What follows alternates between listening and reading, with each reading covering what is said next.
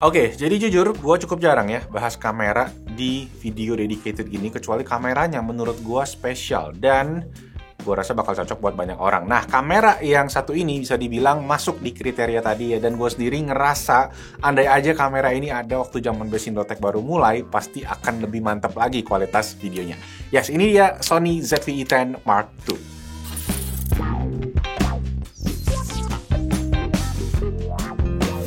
Oke, jadi ini dia hasil perekaman video dari Sony ZV-E10 Mark II. Dan gue juga compare sama di atasnya ada iPhone 15. Mungkin kalau kalian pengen lihat nih, gue tunjukin sedikit ya rig yang gue bikin. Nah, jadi semoga bisa dapat gambarannya. Dan ya ini gue juga kasihkan aja perbedaan comparisonnya. Nih kalau gue langsung rekam ke kameranya sendiri, nggak pakai aksesoris apa-apa, mikrofonnya bawaan, lensanya juga lensa kit, dan kita langsung bandingin sama iPhone 15 dan hasilnya ya bisa kalian nilai sendiri lah. Tapi menurut gue sih ini kamera menarik ya, karena pertama ya ini lanjutan daripada seri ZV-E10 Mark pertama, yang mana itu adalah kamera paling laku yang ada di Jepang.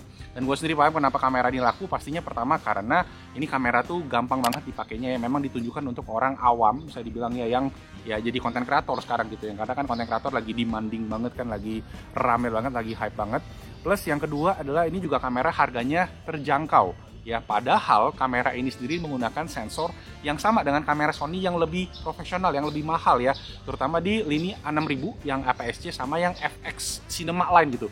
Jadi menarik banget kan, dapat harga yang lebih murah, terus lebih simple juga dipakainya, tapi ya cocok buat kalian yang pengen upgrade dari kamera HP ke kamera yang lebih profesional.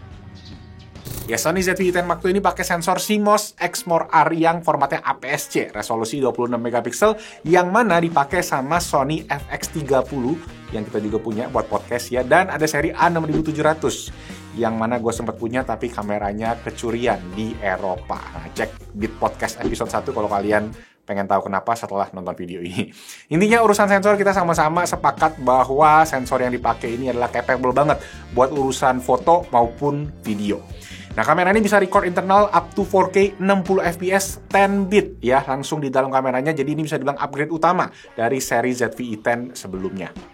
Nah, bedanya adalah di FX30 dan A6700 itu kameranya dia bisa 4K 120, sedangkan ini nggak bisa. Dan yang paling berasa sebenarnya adalah absennya IBIS, in body stabilization, yang mana di kamera ini sebenarnya masih bisa diakalin sih ya. Dan terakhir juga ini nggak pakai mechanical shutter, jadi pakai electronic shutter aja, yang sebenarnya pengaruhnya sedikit buat foto, terutama kalau kalian foto mungkin di daerah yang banyak LED-nya. Kalau nggak sih di natural light aman banget.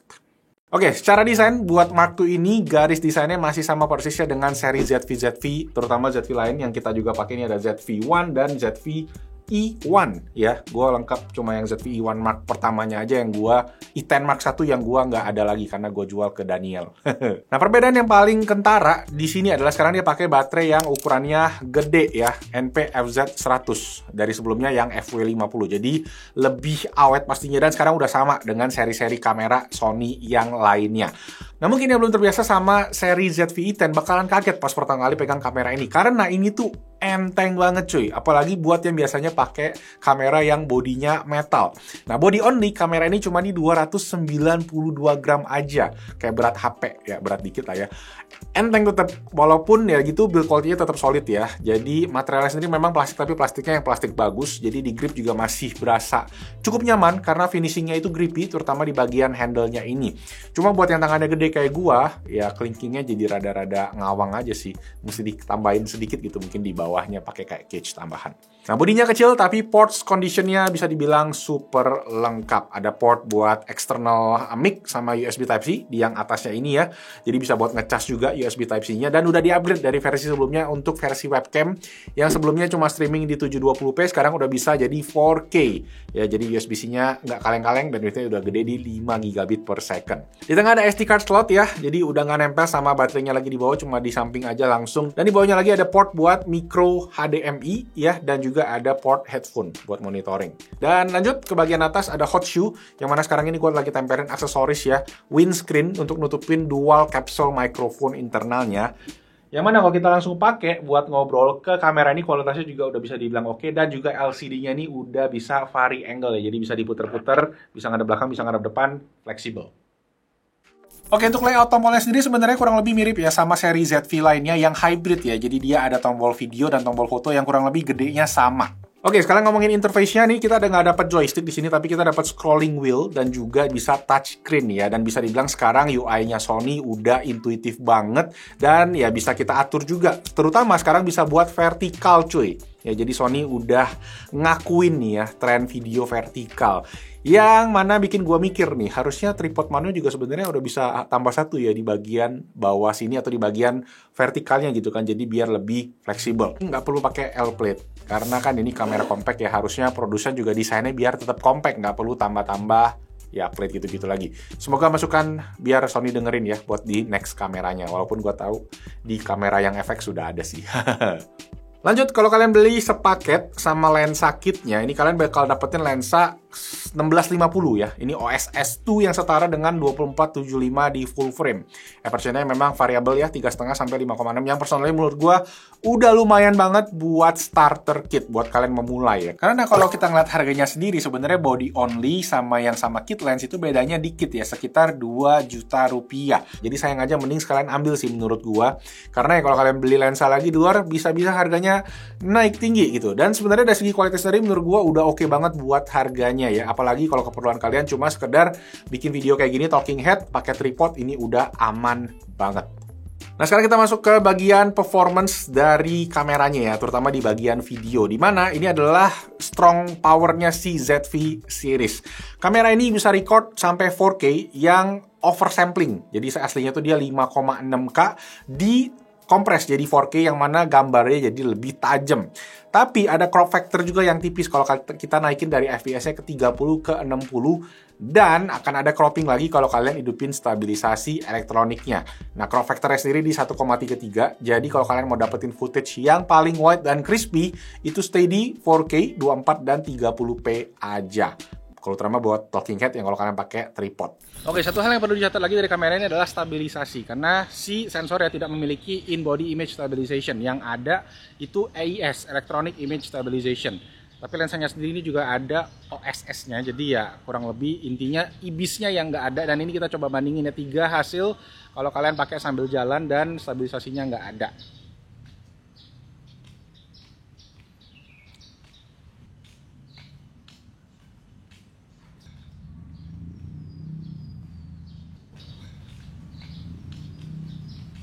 Kalau steady shot-nya kita aktifin, ternyata lumayan ngebantu ya waktu dipakai handheld. Tapi sebenarnya gua kurang suka nih sama stabilisasinya yang kayak robot gitu berasanya. Jadi memang kayak ada momen gitu videonya kerasa ketarik sedikit-sedikit yang kerasa kurang natural. Jadi gua lebih senang sebenarnya di sini akhirnya nge-record dimatiin aja stabilisasinya, bisa di 4K 60 ya, bisa di slow motion, atau kita bisa benerin di post production pakai Catalyst Browse yang mana dia bisa baca gyro data dari si sensornya untuk ngestabilin videonya.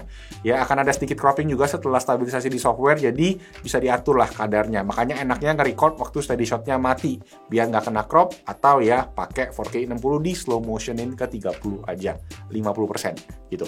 Memang cara ini tuh lumayan PR ya, karena nambah satu step lagi di post production-nya. Mesti di-stabilize dulu, dinungguin lagi kan, diatur-atur lagi. Cuma memang software ini tuh works like magic ketika kalian perlukan ya, dan ini juga gratis, gretong. Jadi kalau ada efek-efek goyang-goyang, wobble-wobble, rolling shutter pun juga bisa dibenerin di footage-nya pakai software Catalyst Browse tadi. Jadi memang ya effort sedikit aja, tapi hasilnya menurut gua worth it lah dibandingin harus pakai si steady shot-nya. Kurang lebih gitu. Nah, gua sempat tes stabilisasi juga ya di kamera ini versus sama iPhone 15 Plus sama DJI Osmo Pocket 3. Dan ya bisa kelihatan ya apa yang gua maksud tadi ya. Stabilisasi elektronik memang kurang jadi power daripada si ZV E10 ini. Ya sekalinya dipakai memang kalau kalian yang movement-nya ekstrim jadi kayak robotik tarik-tarik gitu. iPhone ya nggak usah ditanya, stabilisasinya udah mantep banget. Masih ada getaran tapi kelihatannya natural. Sedangkan Osmo Pocket ya kayak pakai gimbal gitu ya. Masih agak sedikit robotik tapi ya nggak gitu kerasa yang parah banget. Cuma nih, kalau kita ganti skenario-nya, kalian pakai tripod untuk talking head atau untuk ngerekam B-roll gitu ya. Kalian bisa lihat nih ya, ketajaman perbedaannya tuh antara kamera tuh seberapa jauh. Nah, di ZV E10 Mark II pastinya paling oke, paling bagus karena sensornya ya, yang tadi paling gede ya, sensor APS-C. Jadi memang balik lagi ke pemakaian kalian nih. Buat talking head dipasang ke tripod, pasti kamera akan ngasih kualitas yang lebih oke, ditambah tadi 4K 60-nya, yang sebenarnya masih bisa buat handheld ya, di slow motion aja tadi, biar kerasa lebih stabil. Dan itu yang biasa gue dulu lakuin ya, pas awal-awal gue mulai channel Best Indotech, gue itu waktu itu pakai Sony A7S ya, waktu itu cuma bisa 1080p 60 fps dan itu revolusioner banget, dan 60 fps-nya di sini bisa dibilang kunci untuk footage smooth daripada si slow motion-nya. Nah, selain gambarnya tajam, kamera ini bisa nangkap 10 bit ya, yang mana bisa dapat 1 miliar warna ya dari 10 bit tadi. Itu upgrade signifikan dari sebelumnya yang 8 bit, yang mana cuma 16 juta warna aja. Jadi spektrum warnanya pasti lebih halus dan bikin color grading itu juga lebih fleksibel ya dalam mainin warnanya. Ya intinya ini buat para content creator atau filmmaker wannabe yang baru belajar, ini bakalan surga banget sih kamera ini. Satu lagi yang mungkin lebih advance technical adalah lock profile, yang mana gue sendiri ini gue shootnya pakai lock ya. Terus kita pakai LUT, namanya lookup table, jadi warnanya bisa dibikin lebih keluar, lebih bagus ya, lebih enak, lebih fleksibel. Tapi masih perlu diingat ya, untuk di sini tuh kita memang cuma preview LUT-nya aja, bisa di preview langsung di layarnya dalam bentuk S-Log 3. LUT-nya bisa diimport ke kameranya, totalnya sampai 16 LUT. Cuma memang kalau kalian malas grading di post production, ya malas pakai lock, ya Sony udah nyediain banyak fitur color ya, creative look namanya. Kalau creative look ini memang masih oke kalau mau diutak-atik lagi warnanya di post production. Nah, ada juga namanya fitur Cinevlog yang bisa bikin video langsung ada black bar atas bawah, kayak bikin rasio film bioskop ya, otomatis jadi 2,35 banding 1 rasio videonya. Ultra lebar ya, kayak di bioskop. Dan di dalam fitur ini juga ada fitur S-Cinetone, yang mana sebenarnya itu adalah color profile, cuma dia lebih sinematik gitu warnanya. Jadi kalau kalian yang pengen sinematik-sinematikan, udah dipermudah banget sama si Sony ZV-E10 Mark II ini. Oke, ngomongin autofocus, dan kalau kalian semua ngikutin kamera udah pada tahu pasti Sony masih jadi juara ya di industri kamera sampai saat ini. Dan di ZV-E10 Mark II ini autofocusnya tuh lengket banget. Kameranya bisa ngenalin subjek mulai dari orang, mulai dari animal, bird ya. Dan kalau mau bikin video review barang juga ada fitur product showcase yang bisa autofocusnya tuh ngenalin produk. Jadi nggak harus kayak nutupin muka-muka lagi. Kayak gitu. Tapi memang di kamera ini nggak ada AI chip kayak yang ada di seri A6700 yang bikin autofokusnya lebih banyak kenalinnya. Tadi cuma ada 3 tadi aja. Dan ya maklum lah, buat diferensiasi produk plus ya harganya juga ini kan bisa dibilang kayak paket hematnya gitu. Satu yang jadi pertanyaan gue adalah di body yang kecil kayak gini plus sensor yang powerful, apakah bakal overheating ya? Karena kan physicsnya seperti itu. Dan ini gue tes kemampuannya record di 4K 60 bisa durasinya berapa lama. Nah, di dalam keadaan indoor, di ruangan ber-AC non-stop, itu ada overheat icon pertama kali muncul di menit 49. Awalnya kedap-kedip terus, dan ada stay overheat sampai di menit 51. Dan akhirnya kameranya mati karena overheat di 1 jam 2 menit. Yang bikin kita makin penasaran gimana kalau outdoor nih ya, karena kondisi panas. Karena di indoornya aja nih, ini kita depan AC, itu cuma bisa sejaman. Jadi kita tes outdoor dan bener aja di menit 24 itu icon overheatnya udah muncul, dan di menit 25 udah nggak kedap-kedip lagi, solid ya, dan akhirnya stop recording di menit 28. Jadi less than half-nya aja. Gitu kan. Dan solusinya memang sekarang udah lumayan banyak ya. Ada aksesoris cooler yang mana kita juga pakai ya waktu kita pakai si Sony ZV-E1 ini, dan itu sudah lumayan efektif menurut gua. Dan ya kalau kalian memang pengen record yang lebih dari 1 jam terutama pas indoor, ya make sure pakai si alat cooler tadi biar ya lebih awet juga sih internal kameranya, kayak PC gitu lah ya. Nah, kamera ZV ini juga kamera hybrid ya, jadi dipakai foto juga masih asik banget. Yang awalnya gue nggak nyangka bakalan sering ngambil foto pakai kamera ini. Jadi ya perlu diingat juga bahwa kamera ini tuh nggak ada mechanical shutter, cuma ada electronic shutter aja. Yang mana di beberapa skenario, tadi kayak gue bilang di awal ya, itu bakal ada bending. Ya, bending itu kayak ada garis-garis hitam yang kayak flicker kayak gitu. Jadi itu lumayan noticeable. Apakah selalu kelihatan? Enggak. Di outdoor itu yang banyak natural light itu aman, nggak pernah kelihatan. Dan serunya sih ini bisa burst shot sampai 11 fps, 11 foto per detik. Yang udah lumayan cepet ya. Udah cukup lah buat kalian ngambil momen-momen futsalan sama anak komplek, atau nanti buat lompat karung 17-an. Dan yes, pas anak-anak tim Best Indotech tadi lagi ke Curug, gua kasih mereka cobain kamera ini dan diversusin sama iPhone 15. Dan hasilnya kalian bisa lihat ya, straight out of camera, itu memang nggak kita edit-edit warnanya, hasilnya memang beda. Kamera beneran sama HP, sama smartphone. Yang mana udah ada post-processingnya ya, yang kerasa banget di outputnya. Kayak di iPhone, pas kena matahari, HDR-nya langsung kayak harsh warnanya gitu ya, dan langsung ngefek banget ke hasil fotonya. Sedangkan di ZV-E10 Mark II ini nyantai aja dengan hasil yang konsisten warnanya, karena ya memang sensornya lebih gede di kamera ini. Cuma memang faktornya adalah di bagian lensa, yang mana lensa kitnya ZV-E10 Mark II ini bukannya di f3.5 aja, yang mana bikin bokehnya itu kalau kalian nggak terlalu bokeh-bokeh banget dibandingin iPhone mungkin yang bisa pakai bokeh ala software. Dan ngomongin lensanya sendiri, memang selain lensa kit, ada beberapa rekomendasi lensa yang bisa kalian pilih buat kalian yang pengen menggunakan kamera ini untuk bikin konten.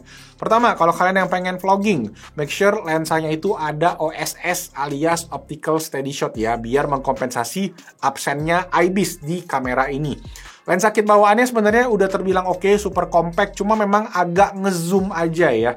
Oke guys, ini kita langsung tes si kamera ZV-E10 menggunakan lensa bawaannya ya, 1650 OSS2 PZ. Jadi ini lensa buat APS-C. Bisa dihitung, dan kalian bisa lihat secara lebar sih sebenarnya cukup oke ya kalau kalian pakai monopodnya. Kayak tangan gua udah mentok, tapi ya lumayan lebar sih masih ya. Cuma kalau kalian pengen lebar ya mesti ganti lensa yang gue ada lensa vloggingnya Sony 10-18, tapi itu dia f4, jadi kita coba ganti deh di sini.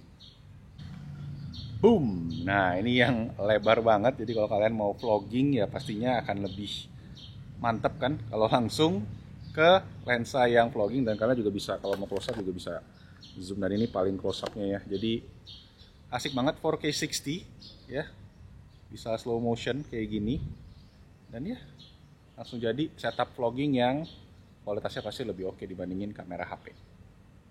Tapi Sony juga punya lensa fix lebar di 11mm f1.8 yang cocok juga buat vlogging, dan background blurnya pasti lebih bagus. Itu gua nggak punya. Nanti gue juga penasaran pengen cobain sih. Jadi itu tadi dua lensa yang cocok buat vlogging, tapi balik lagi saran gua adalah belajar dulu pakai lensa kitnya, karena ini potensinya juga bagus kalau kalian bisa maksimalin.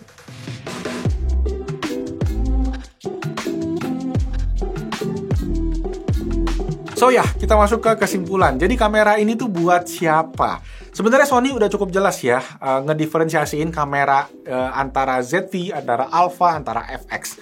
ZV ini buat konten kreator yang baru mau mulai ke kamera mirrorless ya, misalnya pengen naik dari kelas smartphone lah, dari yang sebelumnya cuma pakai HP aja. Karena kalau kita ngomongin kualitasnya, tentu hasil dari HP belum bisa setara sama kamera mirrorless.